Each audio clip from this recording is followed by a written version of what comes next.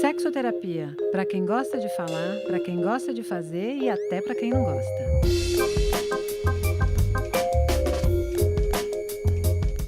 Vamos para o primeiro caso. A primeira história de hoje é a da A. A gente não vai falar o nome das depoentes de hoje. É a da A, de 39 anos, de São Paulo. Manda casos. Eu namorei um cara por 4 anos, 2 deles em um relacionamento abusivo. Ele brigava comigo pelos motivos mais banais e enfiava o dedo na minha cara, parecia um pai dando bronca na filha. Parecia que tinha vontade de me bater e estava se controlando. Eu me lembro de ficar deitada na cama em posição fetal, enquanto ele falava sem parar, discursava, me diminuía. As brigas podiam levar horas e só terminavam quando eu concordava que eu estava errada, que ele tinha razão. Depois ele me dizia que me amava, que eu era a mulher da vida dele, me fazia acreditar que era bom estar com ele. Era uma relação de dependência mesmo. Quando eu comecei a desabafar com as minhas amigas e perceber que eu sentia medo dele, eu vi que aquilo não era normal.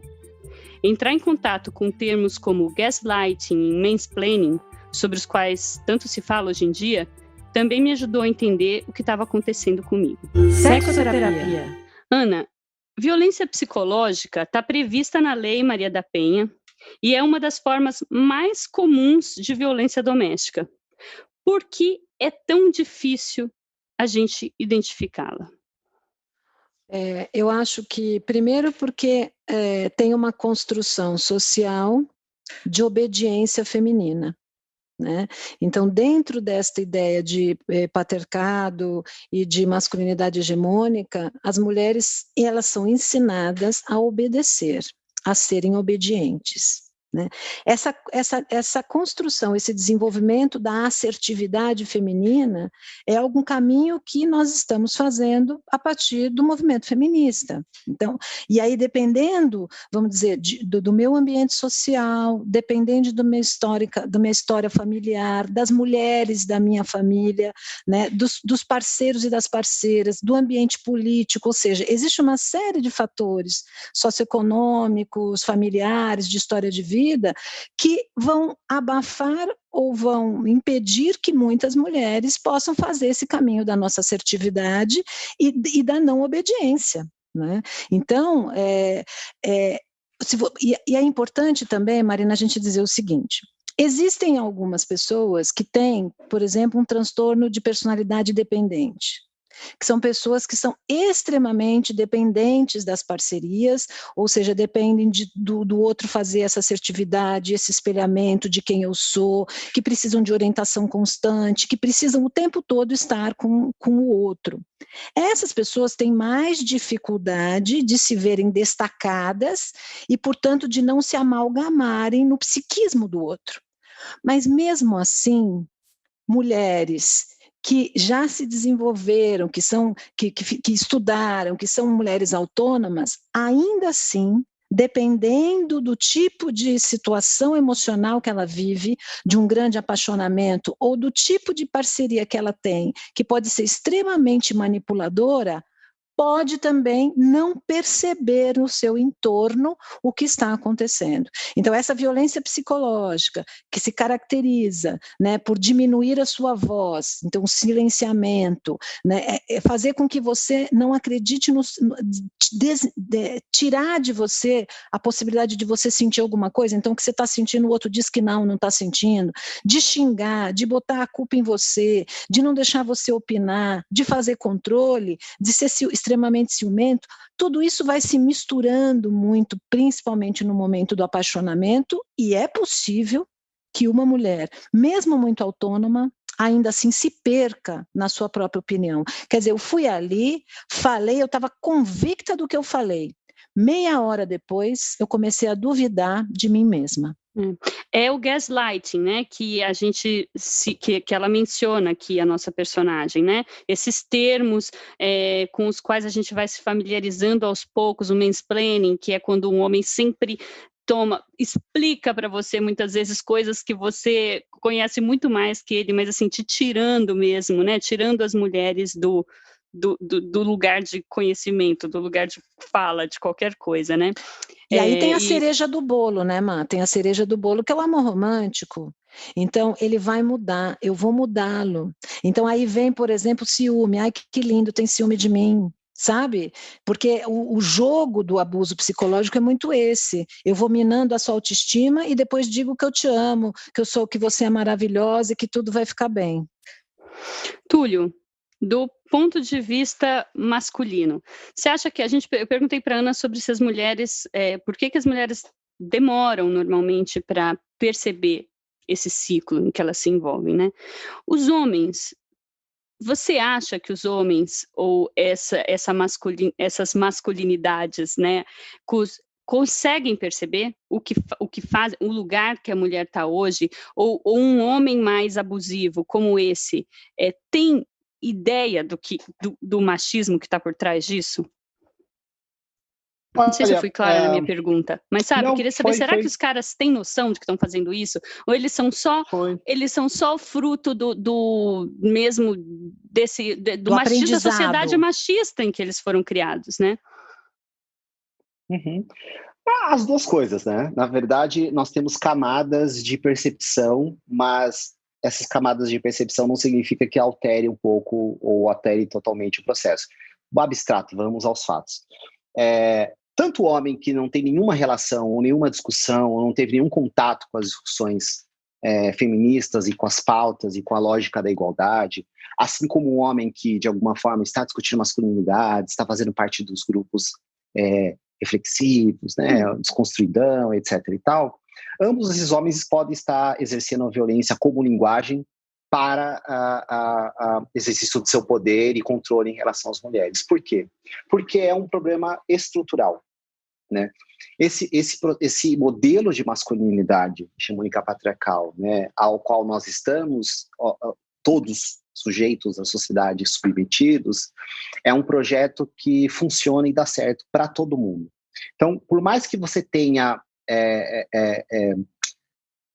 consciência de como esse processo acontece, ou você tenha consciência de alguns comportamentos que estão vinculados a esse lugar, né? Seja a linguagem de ser um cara bronco, ou de ser um agressivo, ou até da própria lógica da violência física, etc. e tal, é muito difícil você conseguir fugir desse projeto e não só arrumá-lo. Eu vou dar um exemplo. Parece que eu estou indo longe, mas porque esse, para mim, hoje, é um dos problemas que eu mais vejo, consequência das discussões públicas que estamos fazendo, inclusive de masculinidades, né, que eu chamo do arcabouço de crueldade, né, da violência psicológica, por exemplo, promovida por alguns homens. Alguns homens que entraram em contato com a discussão de feminismos, com os debates de igualdade das mulheres, com entendimentos de que existem pautas de masculinidade, eles têm usado dos argumentos levantados por essas questões, por essas pautas e essas bandeiras, e usam desses argumentos para, de uma forma, né, com requintes de crueldade, exercer o poder e reproduzir o controle sobre as mulheres, né? Essa reprodução desse lugar de poder vem com o argumento não, você não entendeu muito bem, você não está entendendo o que eu estou te falando, você não entendeu o suficiente isso aqui, eu tenho que te, né? É um mansplaining aditivado, né? Porque ele não está explicando, ele está solucionando, né? Ele não está se sobrepondo, ele está te abrindo um caminho, né? E esse tipo de violência é algo que todos nós estamos submetidos, e aí, especialmente esse homem que está, né, no caso nós, que estamos ouvindo, escutando, lendo, interessados sobre o que as mulheres estão falando, a gente pode exercer sim, e exercemos sim essa violência. Tem uma questão aí que é um pouco dos espantalhos que vão sendo criados, né, nessa discussão, né, que é um perigo constante, né, não só o exercício da violência psicológica, mas essa ideia de que existem alguns homens que foram salvos pela palavra do senhor feminismo, senhor, né, do senhor feminismo, e os homens que não foram, né? E aí você cria um lugar onde existem homens que são bons e são desconstruídos, e existem homens que não são salvos, não são os broncos, né? E é interessante porque muitas vezes, e aí as pessoas não percebem, é exatamente nesses argumentos, exatamente nessa percepção que a gente vai reproduzindo essas lógicas de separação, de hierarquização, de né, o ungido, o herói, aquele que merece, e aí aquele que detém a honra, aquele que detém a autoridade, e consequentemente que todo mundo deve seguir, vou manter o controle, vou manter o poder sobre essas pessoas. Então, assim, essas violências, seja da verbal, a física ou até a psicológica, elas estão sujeitas em todos os homens, né, nos mais variados graus de formação, entendimento, território, e aí, óbvio, colocamos os marcadores de classe, de raça, de localidade, porque é a linguagem, é o comportamento estrutural da forma como nós, homens, aprendemos a ser homens. E aí a gente recai na história do amor romântico, né? O amor romântico, na verdade, ele é um mito que dá sentido, né? E quando a gente fala mito, as pessoas pensam, é mentira. Não, mito não é uma mentira. É uma narrativa que dá sentido aos fatos, né? É aquilo que eu consigo olhar para frente e falar assim, olha, vai ser daquele jeito. E aí você olha e parece que é. Porque esse olhar te deu um sentido, né? Essa narrativa faz você buscar e querer, e desejar e fantasiar. O mito do amor romântico é um mito que está muito vinculado ao mito do Andrômeda, né, do andrógeno, né, que é a ideia de que existe a metade da outra laranja, né, o andrógeno é exatamente a metade, né, uma metade que se separou, né, o mito diz que existia um ser que era pleno e completo, né, e ele era a partir de dois, ele foi separado, se eu não me engano, por Zeus, e aí a outra metade passa a vida toda atrás da metade que lhe falta, né, e essa parte que te falta é sempre uma parte que te dá abertura para você, de alguma forma, estar sujeito a processos de dominação, estar sujeito a processos de aceitação. Não, eu preciso aceitar, eu preciso ceder, eu preciso fazer dessa maneira. Uhum. É uma narrativa que serve muito para um discurso de poder, né?